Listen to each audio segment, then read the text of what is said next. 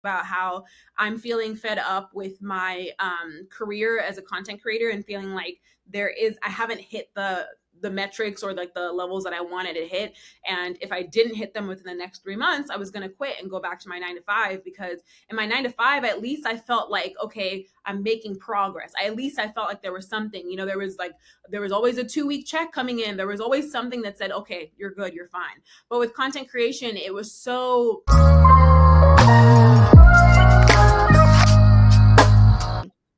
Welcome to the For Your Thoughts podcast, where psychology, pop culture, and self meets. I'm here with Nimilolu, and I'm super duper excited because I came across your page after you expressed how you quit your 9 to 5 to go full-time content creation and how you didn't want to do that anymore. You were expressing it, and Jackie Aina stitched it, and she was just rooting for you and telling you don't quit, and the comments were just like going crazy. And I just was like, this is literally what my show, my mission, and everything is about when it comes to the real shit, mental health, and what it really means to be a creator, and like the bad sides, the good sides, everything all about it. This is literally gold, and I need to speak with this woman and just talk to her about what's going on. And I think it just be so relatable.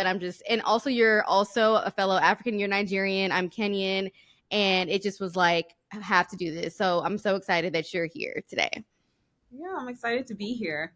Yes. So we're going to start with our listener letters and then get into the question. So it says, Dear Pennie, I saw your post in regards to your middle name and talking about how you made up a name so that people in middle school wouldn't butcher your name.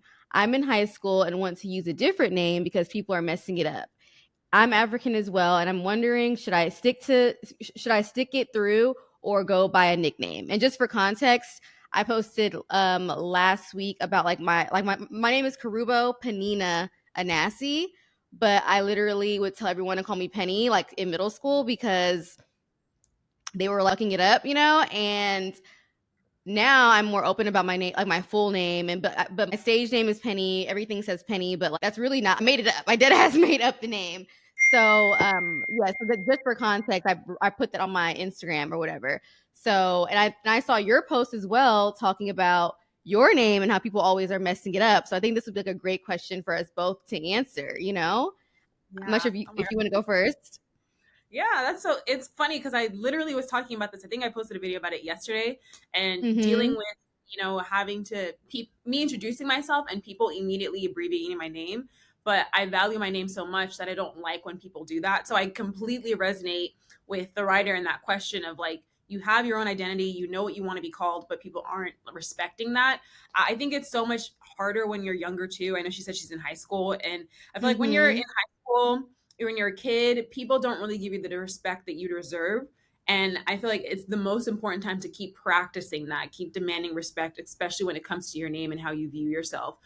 One of the things that I Yeah. always like to say is like, taking up space should not be an issue, especially when it comes to your name. And having those conversations of like, like my background is important to me, like my identity is important to me. This is how I represent myself. And by you just minimizing it and belittling it and abbreviating it or not saying the right thing, can be so detrimental. Like I said, having a very unique identity, very unique name, I think it just speaks a lot to our culture and who we are. And I don't allow people to minimize my name anymore. And I like I said, I resonate a lot with the writer in that question, because you want to stay strong, and you should continue to stay strong and telling people to pronounce your name. Take time. Like, use these abbreviations or phonetically, just kind of helping them out, because they may not be familiar with your culture as well. And I have a little bit of patience when it comes to people like that. Like I said, I currently live in the Midwest, so everyone's Right. name here is Bob, Jim, and Sarah, and there's nothing Right. there's Ashley, Lauren. yeah, exactly. So kind of having these very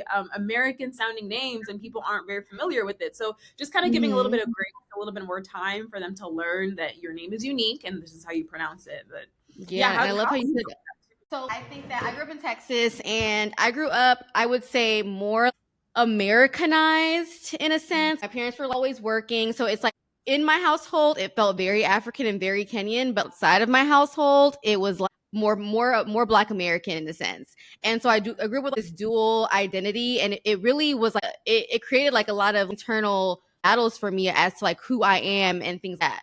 I think that the older I got, when I actually was able to go to Kenya and really see where I come from and the beauty that makes me who I am, I was like, oh, this is my name. My name is my grandma's name. My name is my grandma's name, and it's just it holds so much weight. And also it's so crazy because everyone with the name kind of has these similar traits, kind of like it's just it holds so much weight. And I personally wish that I was 10 toes down and being call me Karuba or call me Panina, like call me exactly what my name is. I think that was me just trying to like assimilate and me just trying to fit in, to be honest, and like not like stick out like a sore thumb. And I think you said this earlier. It's like start practicing that early and like in childhood, so it's like embedded in your psyche, because that can lead over to just other aspects of life that's not even just your name, as far as like assimilation goes. So I think that like tell them to call you your name. Literally make them pronounce it over and over again until they get that shit right. Until they get it right. Exactly. Like you deserve the respect of having your name being called out as it is. I love that word respect that's perfect, because it's like it's so small but it means so much. It holds a lot of weight. So yeah, girl. Any other listeners, you guys know to email me at penny.nasty@gmail.com or DM me on TikTok or Instagram with your questions. I always say, like, I am not a guru. I am not a psychotherapist. I am just like a girl's girl. I'm just telling you what I know from my experience. I might not know shit. I feel like the smartest people know that they know nothing for real. So I'm gonna just try to help as much as I can. But yes, thank you. Yeah, thanks for answering that. We're just gonna I have so many questions that we're gonna skip our game and just get into the chat. Yeah. So let's get into your backstory. I love to ask all of my guests, who were they? Who are they now? And who do they see themselves becoming? Just to get a broad, like a scope of like your journey. And then we're just going to like dive in. Yeah. Yeah, so I was born in Nigeria and I moved to the United States when I was 8 years old. And, that was a really challenging thing for me, just trying to fit in and find my place. Being Nigerian, my culture is a big part of who I am. And, growing up with my family, it defined how we did things. We did things the Nigerian way. So I feel like for a long time, that was like the standard of everything in my life, like my career, where I went to school, who I hung out with, my friends, even my extracurricular activities were very like culture based. And it wasn't until I graduated college that I started to find a little bit more independence in like the things that I was into and, the job that I was working, and tried to like find my own identity outside of my culture. And I think that's more of melding into who I am now. I feel like I'm a big blend of all the different environments that I've been in. Of course, my Nigerian culture is a big part of it too, but just the places I've lived, like I've lived in California, I lived in Oregon, I'm currently in the Midwest in Indiana. So I'm finding that right now in life, I have like a mishmash of all these different environments that have created me, the me I am today, that I'm very, very grateful for. And I don't know if I can answer about a future me. Like, I don't even know what that's going to look like.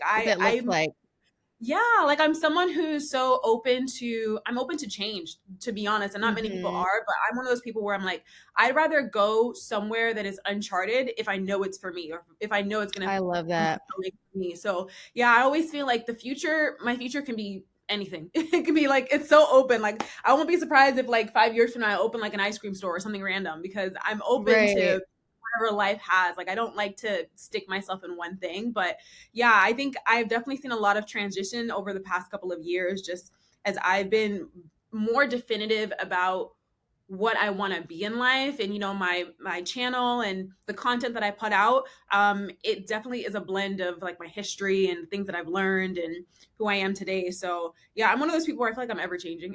I'm ever changing. Yeah, no, I love that. I have surrendered to the possibility tattooed on me. I got it after the pandemic, because I just feel like you can like block yourself off from what is actually meant for you. I'm not sure if you believe in God or the universe or whatever you believe in. Like you can block yourself off from like the most beautiful life simply because you thought you were supposed to be this way or do things this. And I truly believe in just the magic of life and just walking with it and going. That's the beauty of it. Why else would we be here?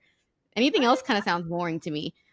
That's exactly how I feel. Yeah, I feel like life is meant to be lived. And, if you're limiting yourself by saying I'm not going to do this, or I'm only going to do this, or I'm only going to do what these people said, all that stuff, it's like you're literally cutting out half or even more of what life could offer. So I love that tattoo. That's so cool.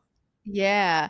So you mentioned the Nigerian way, and I know the Nigerian, Kenyan, African, really like just other cultures outside of the US, the way of doing things, and the pressure that is held when it comes to your career. I am a I was literally about to take my MCAT for medical school and I love to create content. I had a YouTube channel and I don't want to be in this lab code. And I just literally just went a whole nother direction. So tell me more about how that way impacted you and how you even got into being a content creator and how you kind of got past the judgment and the pressures of, the culture. Yeah.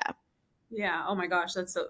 You completely understand the story because so I Mm-hmm. actually studied mechanical engineering and I worked as Oh, an engineer. shit. It was tough. It was so tough. But I did it because I have a very analytical mind and I love to know how things work. Like I'm a very curious person. So it was like the natural way of me going. And I did it also to make my parents proud. My dad did engineering as well. So, anytime he used to introduce me, he's like, oh, this is my engineer daughter. This is my engineer daughter, Literally, which is that's exactly how they do it. It's like, am I anything else? Like, because it is. Yeah, and now my dad's like, yeah, she has a podcast. It's like, question mark. like, I totally get that. but Yeah, good that was continue. my parents too. My parents are very like super ambitious, very driven, and like you said, a lot of other African cultures have that kind of background where you career and school is like paramount. Like that's the most important thing. And I did that for a while, but I really wasn't happy. In engineering, there aren't a lot of women, and more specifically, I don't think there were a lot of women like me where I am very girly. I'm very like I'm hyper feminine. I like to have things all cutesy, and especially when you're in a space where you're surrounded by men, it can be hell because they don't understand Yeah. it. They're irritated. They're like, "Who is this woman?" And also being someone who is outspoken, and I am smart. I'm not even gonna. I have to just shoot my shot. No, I'm smart. you are I you are speak. very smart. Literally, that's one thing that drew me to your content. I'm like, oh, she is a smart girl. That is so beautiful to me. Yeah. I'm Yeah, not to say that people on the internet aren't smart, but yeah, I get it. It's okay. I yeah. get it. That was something that was challenging for me was like I would have all these big ideas and I would have all these like things that I wanted to do at work in corporate America, and everyone was kind of like, no, you're not the one who gets to say that. Just keep your mouth shut and just sit there and follow the rules. And so it was really difficult for me, and I didn't enjoy it, and I didn't feel like I belonged. I felt like it wasn't the space for me. I shared a couple of videos and just my experiences of being in interviews and men yelling at me, or like having customers at work and them yelling at me, and it was just like this isn't it, this is not it. And Mhm. for content creation, that's something that I just had always done. Even when I was in high school, I had a YouTube channel where I would post like my outfits and like doing my nails and things like that. And then when I got to college, I was really antisocial. I can't even lie. I didn't have a lot of friends. So I would spend the weekends in my dorm just shooting content, and like no one saw it, but it was something that was really fun to me because there's just all these girly topics that I really enjoyed. And it's just something that I've been doing in the background. And, all of last year or the year prior before I like quit full time, I was working at a startup. And again, it was a space where it was like I was getting to use my brain. I was getting to do all these cool creative things, but I still didn't feel like I was using my fullest potential. I felt like the leadership team didn't really respect me. And I was just, again, in a space that was just like not valuing me. And I was like, you know what? Mhm. I've been wanting to do content creation for a long time. So let me go ahead and bite the bullet and just quit this job and actually give it a try. And that's pretty much what happened. I was like, I was fed up. I was fed up feeling like I wasn't doing what I was supposed to be doing. I was fed up feeling like people didn't see or they didn't value what I was offering in those roles. And I was Mhm. like, let me go somewhere where people might value me a little bit more. And Right. content creation Yes. just happened to be the thing. And I found that online, I I don't know if everyone has the privilege of saying this, but I felt so much more accepted online. I felt like people Mhm. were more welcoming of my personality. People were more understanding. People gave me the space to be more of myself without like asking questions or like judging me or being mean or being rude. So I was like, this is it. This is where I'm supposed to be, and I'm glad Right. You felt seen. I felt so seen. So that's kind of how it happened. But yeah. Mhm. So you mentioned about in college being more so antisocial, and I've noticed I think the internet allows people to be social in a way that they aren't allowed to be in real life. And do you think that there's a tie to people that are more introverted being able to express themselves in their four walls and being able to put it out there and not having to face anyone? I think it's a beautiful thing. It's two sides to it. But like, what do you think about that ideology overall? Yeah, no, I think it's definitely very true. I was also someone that was bullied growing up, so I felt like I've Hmm. already experienced what it's like to be myself in real life, and people be like, mm-mm, "Stop that, yuck, disgusting." Right. Yeah. And then online, it's like a comment. Someone might make one or two comments, but that to me is nothing compared to what I had dealt with in real life. And I do feel like online, a lot of introverts kind of have a more comforting space to just be themselves and have people accept them as who they are. Whereas in real life, you're like, Right. you're supposed to fit in, you're supposed to follow the rules, you're supposed to be this type of way in order to like, I guess, succeed or whatever, to do well. But online, there isn't that barrier. There's, like I said, there's only comments that you can read, and maybe someone might send you a message at worst. But to me, those aren't really that big of a blockers. Those aren't things that like would hurt me or deter me from doing what I wanted to do. So yeah, I definitely feel like people who feel, like outsiders in real world, I feel like there's a place for them online for sure. There's Yeah. a place for them Yeah, and online. especially if you've been through bullying already in real life, it's like the online trolls, like, all right, see, like, bye. It feels like nothing. You have thicker skin, which is that's a great thing. Yeah, no, that's so true. I Yeah. think there's a way you can kind of better understand yourself by being online. So, online I Mhm. notice a lot of people try to be what they think other people want them to be, because it works in real life. Mhm. You can pretend to be something and people are like, "Oh yeah," like you can fool them. But online I feel like there is people see through that a lot easier. So, it's like you really do have to be authentic to be able to connect with other people, unless you're kind of just floating in the ether. But yeah, I love being online. I don't think I'll ever stop being online in some way, shape, or form. I feel Yeah. like there's just so much of a bigger group of people that I can connect with than I can always win in real life. Yeah. And recently, I had an interview with another YouTuber who's really popular, and we were discussing how influencers, when they get super duper popular, and then everyone now starts to find something like wrong about them. For like Monet McMichael, for instance, we spoke about her, and I put the clip out, and Monet saw it. She was like, "Oh my gosh, I love it!" Like, she literally wrote on it, talked about it. Are you fearful of, like, because you're definitely going to keep growing and growing? Are you fearful of like the cancellations, the backlash, the like you have to talk about these political topics? Like, what do you feel about that? Yeah, I definitely have fears about that. That's something that has come up in the back of my mind. I'm like, how am I going to navigate this? How am I going to handle this? The political thing is definitely a big one for me. It, I am not involved in politics at all. And when I say I Me literally know neither. Me nothing. neither, I know, sister. I'm I know literally nothing. not. Yeah. And so I always try to remind myself that if that conversation does come up, the best thing I can do is just be honest, because you Hmm. can be honest and the right people will align with you, or you can be dishonest and put yourself in an even deeper hole. So for me, like I said, I already kind of see those things are inevitable. Like, just as being as a content creator, being an influencer, being online, you're gonna face some type of friction with the people that you're following. But I think the most important thing is like staying true to yourself, because if you are true to yourself, then at least you'll be happy on the inside, and then you're Hmm. able to pull in people who align with what your truth, like how you see yourself and what you're truthfully with. So I mean, I don't, knock on wood, that's not going to happen. I'm not going to have people like turn Hmm. their backs on me or whatever. Period. Let me But knock. I Yes. feel Let like me if it knock does you. happen, yeah, I feel like if it does happen, I'm prepared to just continue being myself, because that's what I know actually not stress me out. That's what I know is actually gonna help me sleep at night. That's what I know is not gonna make me feel, sad and discouraged and all those things. But yeah, I love Monet, and I've definitely kind of seen that turn of people kind of get angry and a little sour for completely random reasons. But she is just a human being. She's a regular Yes, girl, literally a human being. Like, give her grace and give all of us grace. Like, we're And, just and out and here. that's exactly why we all loved her, because she was like an actual human in person, and now y'all trying to turn her into something else. It's like, and even celebrities, like I've always been like, even like back in the day when Justin Bieber, like I guess they tried to like make it seem like he was like doing drugs and all this type of stuff. I was like literally in high school, like, no, like leave Justin Bieber alone. Like it's so Oh, sick to me. It's so sick to me.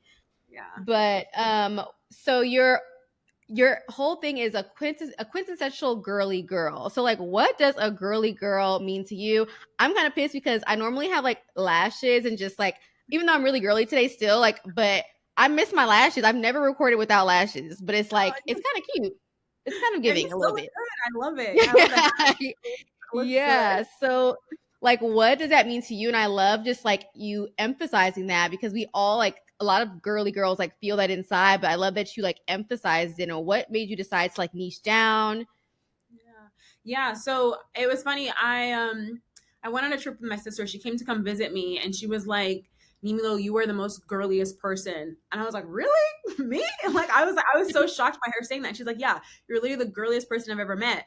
And it kind of put things in perspective for me because it made me realize that like while I am myself, not everyone is really girly. And the thing that I wanted to like really pay attention to, my definition of being a girly girl is being a girl's girl, and more specifically, Mm-hmm. being your own girl's girl. So, doing things that align with you the most and will make you feel the best at that moment. And I think that is what ideally the quintessential girly girl part is like at the root of it is what are you doing that is embracing the girliest part of you and what you align with. So that's something that I always like sharing with people. I also like putting content pieces of like how to not just the outward appearance but the inward appearance of like self-confidence and how you see yourself, how you travel through the world, how you experience things, and then of course the outside stuff like the hair, the makeup, the skincare. Like I love that stuff so much. I'm always talking about Yeah. it, that it's easy to talk about, and I think it just kind of goes hand in hand because any girl that you see that is really a girl's girl, she's doing it for herself. Like the cute lashes, Yeah. the cute dress, the nails, it's not to impress anyone else. It's because she likes it and she feels good when she does Mm-hmm. it. So kind of just carrying that message throughout all aspects of your life is like, okay, as far as like career or what you're going to dress as or how you're going to do your hair, like how does it align with you? Like how does it align with the girly version of you? Like what is it that you actually want to do? And it's been so like nice creating content about it because it's crazy that no one else talked about it before. Like I'm kind of shocked. I can't Right. even lie. Yeah, like no one else has been like, oh, I don't know. Yeah. It's almost been a That's how you know that's your thing. Like it's aligning like for you. Because yeah, I've never seen that before. yeah, It's no. a first, yeah. And I think the thing about also outside of even just like the products and it feels good to like, care about yourself. I think that people forget that it's a mental thing too, to like look good and feel good and take care of yourself. It feels good. It That's feels it. good. Yeah. That's it. That it feels good. I love how you put that. And also I Mhm. feel like being girly has kind of always been negative. Like I used to be bullied growing up for being too girly. Like I was the one who was always like, guys, I want to dress up or I want to like get cute or let's all do it. It was always something that was fun to me, but everyone was kind of like, you're lame. Like don't do that. That's so stupid. So I felt like Mhm.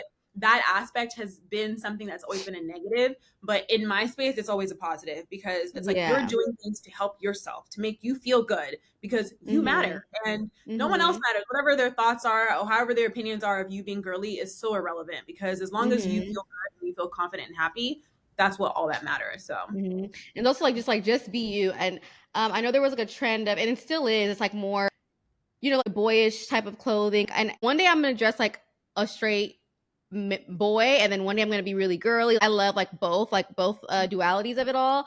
But I know some people who are so girly, and then I see them in these like what are they, dad jeans or whatever, and or dad shoes and just big t-shirts, just because that look is kind of in that 2000s, like I don't care that about anything look, yeah, that's not even who you actually are. So I love that you stand true to that. And and also what do you think about, you're married, love that for you, so cute. And a lot of men love girly girls. I think, I mean, and not to say we care what they think, but like they love like the femininity of it all. Let's say that the like a feminine woman. Um, so I would love to know more about like, your Mr. Man. Like, how did you meet him? Whatever you want to share. You don't have to share anything you don't want to share. But yeah, the girls want to know. The girls trying to find their husbands. That is so funny. So funny enough, when I met Mr. Man, he was like, I never dated girly girls. I never dated feminine Oh girls. They were, shit. I know, right? He was like, yeah, they just always seem like too high maintenance and too much work. And he's like, but when he met me, he understood why I did these things. He's like, she sees value in herself and she enjoys doing these things for herself. He's like, even if I wasn't here, she's still gonna go get her nails done. She's still gonna feel good. She's still Mhm. gonna feel confident. She's still gonna like want to dress up because that's what makes her feel good. And I think he started to appreciate it more, just the like the general understanding of like I care about myself. So I'm gonna do whatever makes me feel good. And that's the thing that he loves. That's what he really sees. And oftentimes that's what the men are looking at, or that's what they're noticing, is these women that truly just value themselves as they are, and they love to take care of themselves. They love to feel good. They love to feel confident and uplifted. And they're like, "Ooh, that's a confident woman. That's a beautiful woman. That's the type of Right. woman I want to be with." So That's a that's kind wife. of Like what that's you that see like that's more. the mother of Yeah, my kids. Cause yeah, that is so true. It's more so about like valuing yourself, and like I have brothers, and of course I'm dating and things like that. And that's what, as I'm getting older, I'm noticing it's not about anything that the girls think it's about. It's literally about truly eternally valuing yourself, and that coming out in whatever way that it comes out for you specifically. exactly. Yeah. I think sometimes there's this like idea that like, oh, you have to be like perfect. Like you have to look good all the time. You have to be like drop dead gorgeous in order for to be aligned with the right guy. But that's not it at all. Like what they're actually saying is the inside of you being aligned and then it shining out on the outside. Like there's so many times where I don't have Mhm. all my excess, stuff on. I like my hair's not done. I don't have my makeup on. But my husband be like, oh my gosh, you look so beautiful. You look so beautiful right now. I'm like, oh, thank you. But what he sees is that Yeah. light inside of me, that like true, like I've taken care of myself, I've valued myself, I've upheld myself to the best standards that I have, and it shines. And that's kind of what is like he's drawn in by. But yeah, it was a very interesting way that I met him. It was actually through Instagram. He sent Oh me an shit. Instagram message. I know. And I've never been one to like respond to DMs because they're just always like, meh. But his message was so sincere and sweet. And it was along the lines of like, hey, I'm new to this town. I'd love to grab brunch with you. And then I remember looking at his profile, and his profile was like, no red flags, no red flags at all. And so I was like, okay, I think I'm just going to take a chance on this. And in that time, I was dating actively. I wasn't dating to even find like a husband or a boyfriend. I was just kind of dating because I'm like, I like cute guys. Let's have fun. Let's go see what's out there. And he just popped out out of nowhere, literally. And I remember the first date we went on, it was only supposed to be brunch, but we were having such a good time with each other that we just kept going from like event to event. So we went to like a That's record how it store and is. like a bar. Yeah. And then the date just kept going and we just felt so comfortable with each other that I was like, okay, this is real. Like this is something that's super real. So yeah, I always say like people when you're trying to find someone, it's much more like the outside. It's kind of like how you feel. Like I remember feeling so at peace with him and so relaxed and so like alive and so happy. And I was like, okay, those are the feelings that I should be leaning into. And I also feel like sometimes when it comes to like dating, especially like dating to marry, a lot of people are looking at the wrong things. They're looking at the things that Mhm. is popular in social media, or is he paying my bills? Is he, I don't know, is Mhm. he my chair? Things are very like I wouldn't quite Like say juvenile, where's my but I would just Birkin bag? Yeah. exactly. These are like just not that important as a factor in what you want in someone like long term. Like you want someone who you can trust, someone who like encourages you, supports you, and that's all the things that Mr. Man was. So it was very easy to just be like, "Yep, you're the one. You're the one." So Mhm, mhm.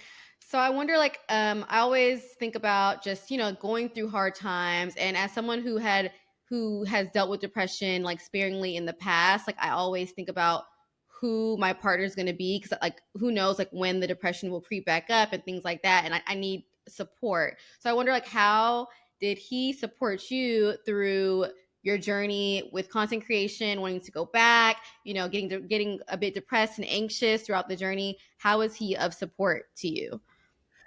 yeah. So before I started content creation, I actually had a small business. It was a beauty subscription box for a Black, brown woman of color. And I got pretty far along with that. Like, far along as in I was in publications, I was winning awards for startup companies, things like that. And even while I was doing that, he was so supportive. He was super supportive. Mhm. I remember when we were first dating, I would be like, listen, I can't. you can come over, but I'm not hanging out with you. I'm going to be working while you're here. And he's like, okay. And every couple of minutes he'll come over, kind of rub my shoulders and like, give me a little kiss on the cheek and just keep going. And those to me were the signs of like, this is a supportive man.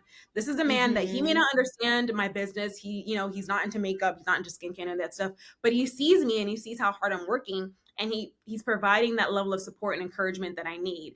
And so that's kind of how it started. So even when I moved to content creation, when I said I ended up like closing down my business because it was causing so much mental stress for me and it was hard to Mhm. manage employees and all that stuff. And so when I decided to close it down, he was still like, babe, I support you. He's like, I get it. I saw how hard you worked and I understand. He's like, I don't want to lose you to your work, but I support Yeah. you in that as you make this transition to what you've always wanted to do, to, follow your dreams. So I think it's like that. It breaks my heart when I see women in relationships where men are like belittling their hobbies or their businesses or their side hustles. Like that to me is just kind of like complete disrespect, because it's like he doesn't even see you and your aspirations and your dreams. So yeah, Right.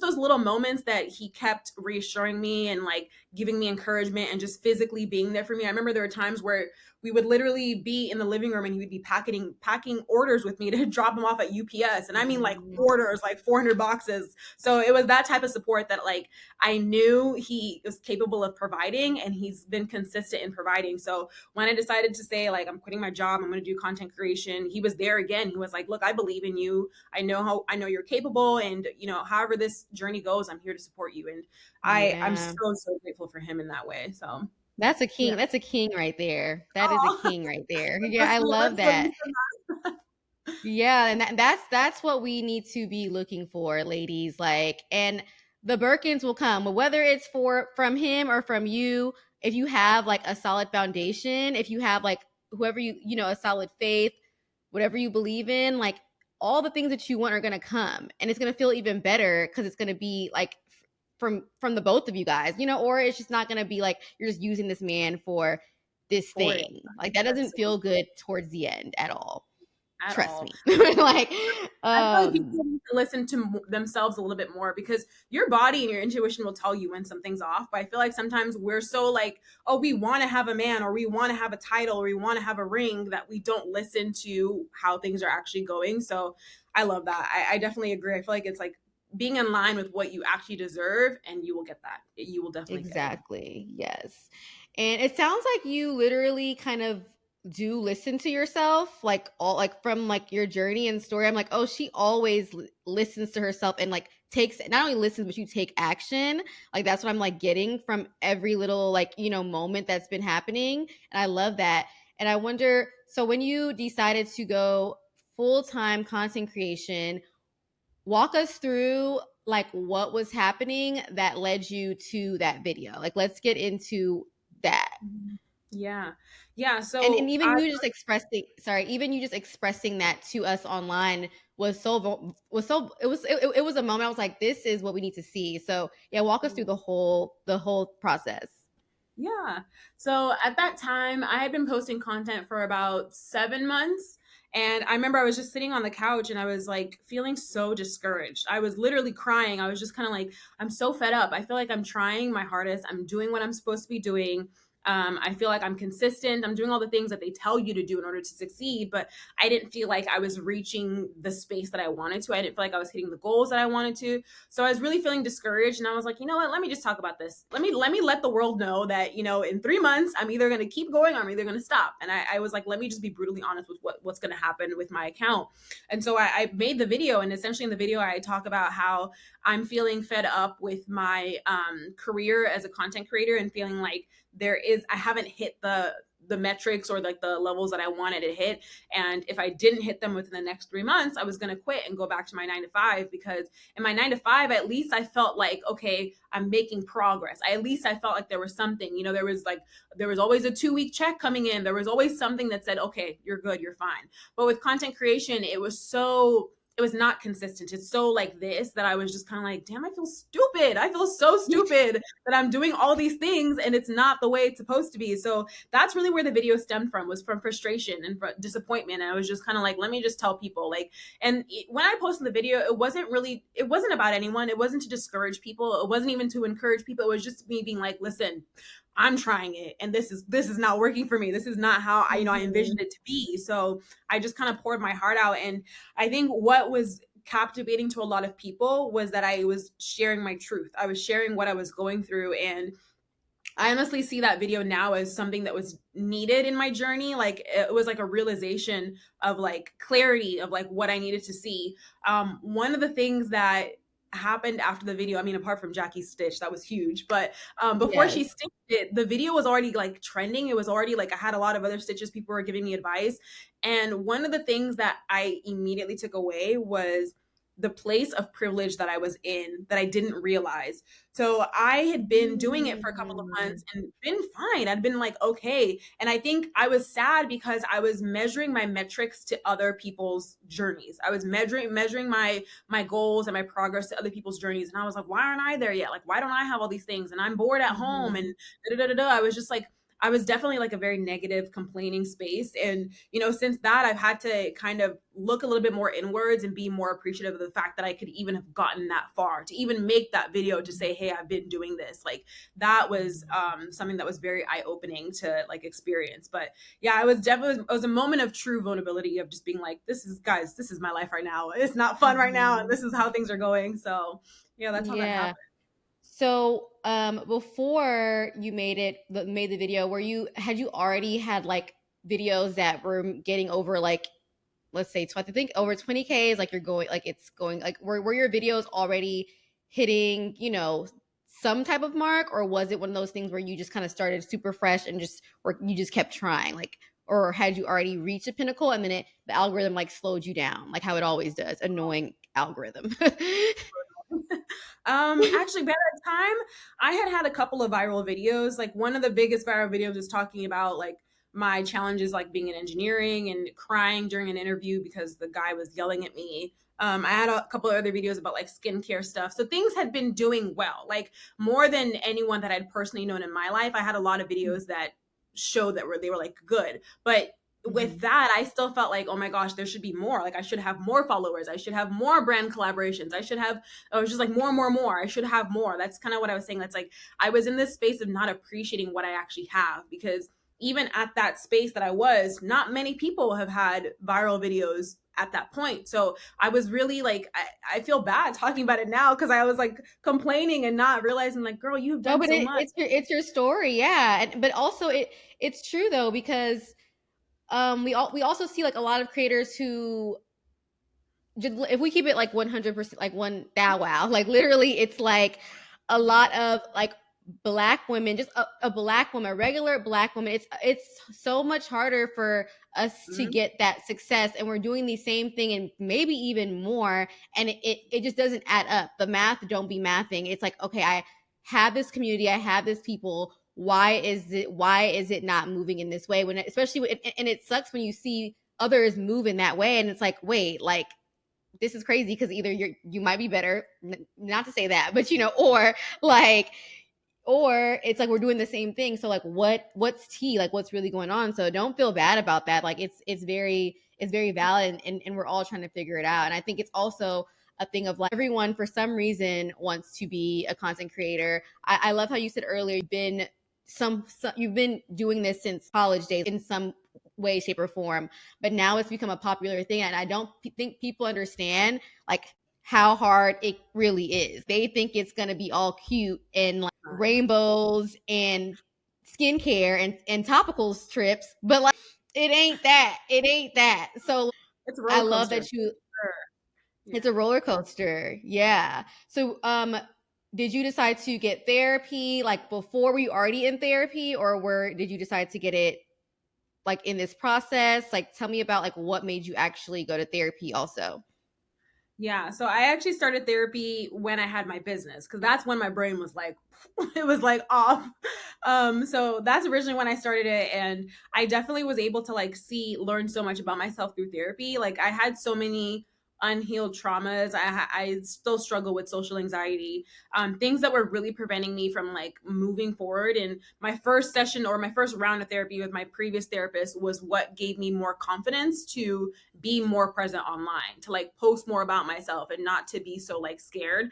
And then the therapist I currently have, she's really been helping more in like real life experiences, which I think definitely kind of translates back to my content. But you know, when you're able to find more confidence in real life and like speaking up for yourself, like I said, correcting my name to people or saying like, no, I don't like this, or yes, I like this, or like just being more vocal about my needs, it's definitely giving me more strength and more like self-assuredness as how I create content. Like as I put things out there, I know that people are going to resonate this with, because I've done this in real life. Like I'm doing this, I'm living this truth right now of like, you know, having people laugh in my face when I say my name. So if I put something else online, I mean, what are they gonna do?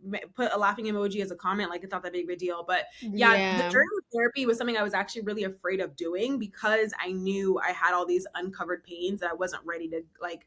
I wasn't ready to deal with. But when I finally got into therapy, it's still difficult, to be honest. My therapist still gives me homework. I'm like, oh, I don't want to do this, Yeah. but yeah, as I've been doing it, there has just been so much growth and healing for myself, just like personally, that I've been like, oh my gosh, I have needed this. I think almost everyone needs therapy. Anyone that has experienced any type of like weird things, I think Mhm. everyone needs therapy to some Everyone, degree. literally, because we've all experienced weird things, everyone. Exactly. Yeah. And there's benefit from like being able to actually understand those things emotionally so you can like move forward and grow and expand, because it's surprising what limits us is often ourselves, and we don't see it Yeah. because we're just kind of like in the funk and trying to like figure things out. But like, having a therapist to be like, hey, like let's look from the big scope, let's look outside of what you're going through right now and actually try to like Mhm. overcome these struggles. So therapy has been Yeah. great, so great. Yeah, and sometimes we don't even know that we are limiting ourselves, which is like my biggest fear in life is like limiting myself and not reaching my potential. It's like 'cause you just really just don't know.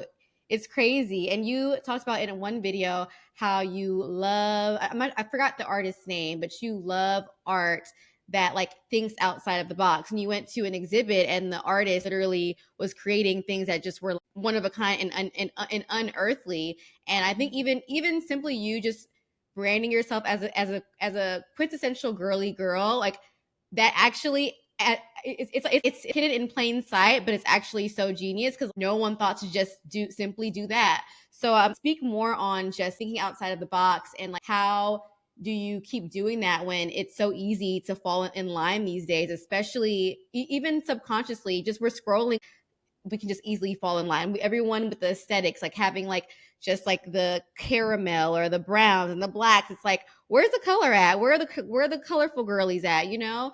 So yeah, speak more to that. Yeah, you know, the artist you're talking about is Dolly, and he's just been someone that I have always gravitated towards, the surrealist art. So art that is like, it's not real, like it's not something that you can actually ever see in real life. It's very Mhm. like out there, and that is again something that I've just always been aligned with, because I feel like in the world that we live in, society creates this box of how you're supposed to operate. You're supposed to graduate, get a job, get married, have kids. Like there's these rules that you're supposed to follow in order to like succeed or be happy.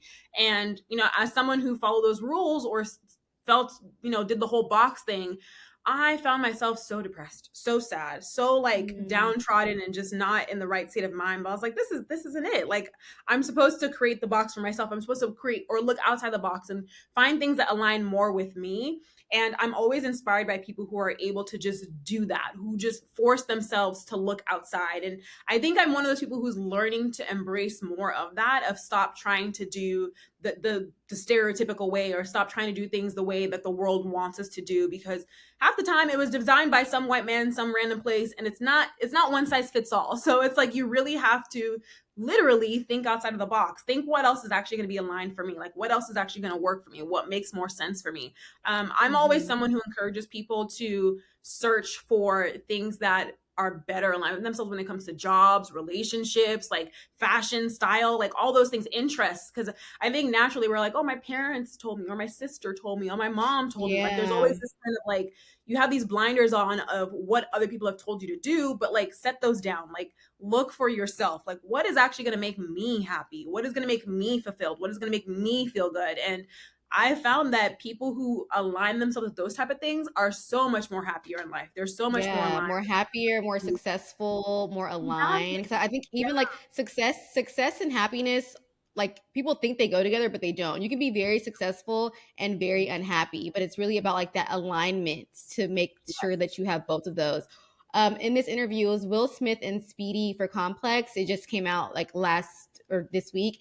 He was just talking about like the magic in life, and he was talking about how the day that he went to in not interview what's it called, audition for the Fresh Prince of Bel Air at Quincy Jones' house, but it was a random ass day, random ass thing. He didn't know what was going to happen. He wasn't prepared, but he just thought to himself like, I just have to do this, and it was like a blink of an eye that like changed his entire life. And he was like, he had two thoughts. He had the thought to like do it or not, or not, and or postpone it or prepare, like be like, oh, I'm gonna do it next week. But he just said, F it, I'm gonna just do it. And he was like, there's so much magic in like the fuck it, like just do it, like just post it, just whatever. And even just like, I'm sure Jackie Aina stitching you was not on your bingo card for 2024 It was not. whatsoever.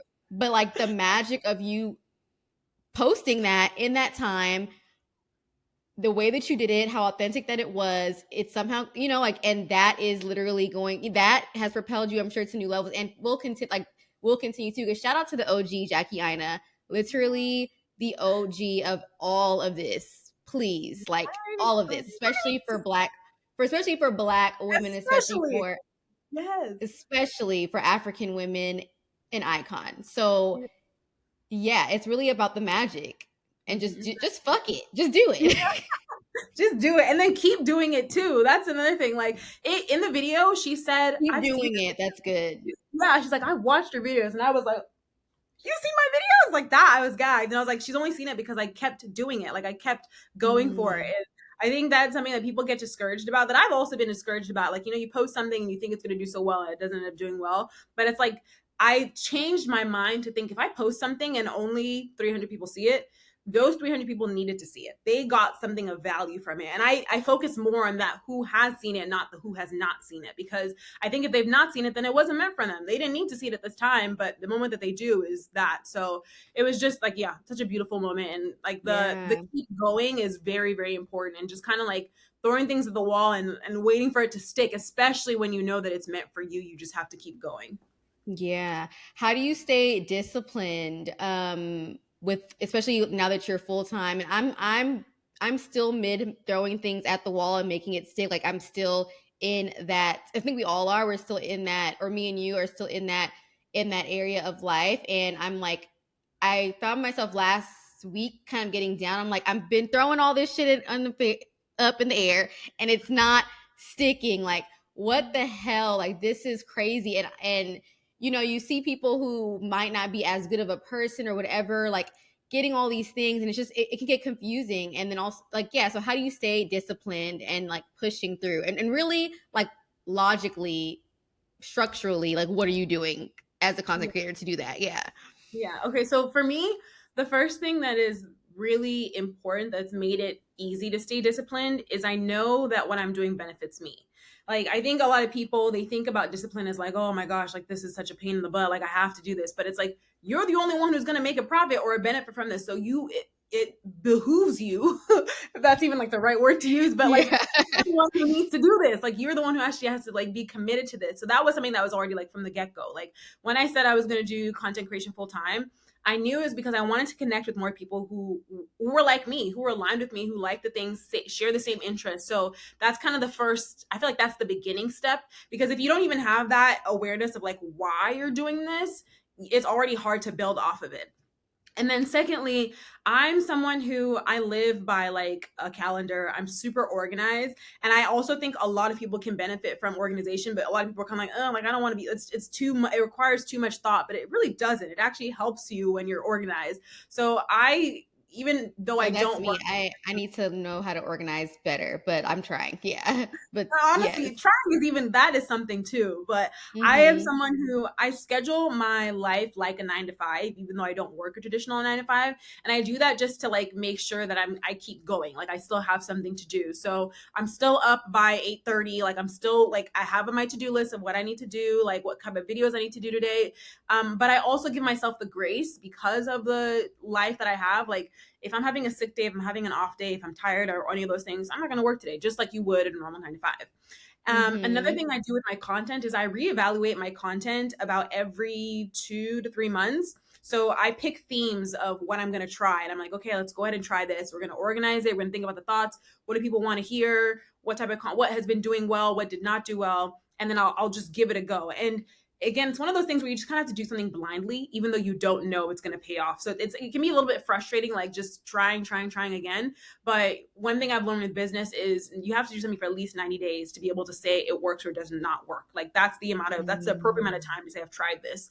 So I'll try a new series and I'm like, okay, well, people liked this aspect, but they didn't like this aspect, or people engage with this or they didn't engage with this. And then I'm able to like rework from there. And I have seen like the trend of growth. Like, while I was crying in that video, I was really sad. I've noticed that every couple of months that I've been doing content creation, I increased by like 20 or 30%. So it's like almost like a numbers game. Like you're throwing things at the wall, but it's calculated how you're throwing things at the wall. You're like, I'm gonna try this for this amount of time, I'm gonna try this amount of time. And then it's like these little moves that end up helping you move upward, like they help the upward trend. So like I said, the discipline, like the beginning part of it is like knowing and understanding that you're doing this for yourself, like what or why are your reasons of doing this. And then once you have that, building a schedule or a way to organize yourself, and then trusting that like even though I don't have the results right now, the results are coming. Like the results sometimes are delayed, and that's frustrating. Like sometimes I'll post a video to like 3 months later, all of a sudden it's getting like thousands of views. But I'm like, whoa, what happened? So yeah, Yeah. just kind of like following that loose schedule has definitely been so helpful in like me being consistent and me staying disciplined. Like at least having some sort of guideline and structure has been very, very helpful. Mhm. I think that's really good because, like, I think people think that, like, because I feel like creators are like artists within their own right. Like, influencers, like, we're artists in our own right. And I think that people get it confused and think it's just going to be like a frou type of day. And it's like, no, structure and discipline is great for everyone. Like, that's what our psyche needs. And I struggled with that so much. Like, I didn't play. I cheered for a little bit, but I didn't play sports or anything like that. I was more like a yearbook. I didn't have like that type of discipline, organization, accountability type of group. And so I noticed that later in my life. I'm like, okay, why is it so hard for me to be disciplined consistently? And I had to really like dive deep into that.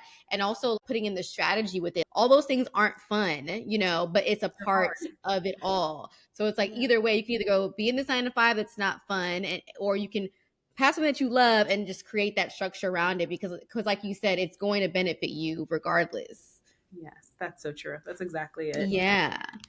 And what do you think about, I always love to ask influencers this as well, just like the overconsumption of products and buying products. And so I started this like baby series where it's called use what you have at home. And especially if you get like gifted a lot of things, it's like, oh, I literally have like 5 gel cleansers. Why would I go buy a new gel cleanser? Let me just use these. So now I'm using them and talking about them. Do I like it? Do I not? And I'm like, the economy is crazy right now. We do need to be buying. I mean, that's how we make our money, when people buy things. So, like, how is that go for you right now? Like, yeah, how is it Yeah. for you? So I'm naturally someone that I don't like clutter. I hate having a lot of stuff. Like it overwhelms me mentally. So already with my collaborations, I don't say yes to a lot of collaborations. Like I'm already like, no thank you, unless it's something that I don't have, I haven't tried before, I need, or I'm interested in. Then I'm like, okay, like I'll take it. I'm happy to take it on. But I think the overconsumption definitely falls on both parties. I think it falls on the influencers and the consumers and the buyers. Like the responsibility of saying like, no, just because I love this influencer does not mean I need to buy a third concealer. I still have 5 concealers that I can use. Like you have to have that like, okay, this is on me. Like, yes, I love Jackie, but I don't That need to is buy another so set of 20 true. brushes. Yeah. Like there's that responsibility there that like belongs to both of us. And I think also as content creators, as influencers, it's like we also have to be like, we don't have to say yes to everything. Like when opportunity is there, it doesn't mean like the opportunity is right for us. You know, the Michaela whole the thing with the mascara, I don't know if you heard about that, the mascara gate, where she was like selling a mascara, or she was promoting a mascara that didn't actually work, or it wasn't working well. And I think Mm-hmm. sometimes we see a lot of influencers do that, where they're like, oh, we just want to push a product, we just want to make some money, we just want to like add to the noise. So they end up doing things that don't align and end up wasting people's money, wasting people's time, adding more garbage to our oceans. Like there's just, I think the responsibilities are definitely on both parties. Like you have to be able to say like, Yeah. no, I don't need this, or no, I don't need to promote this product because I don't need it. Like, you know, there's Yeah. So it's that. about And how like, yeah. Go ahead.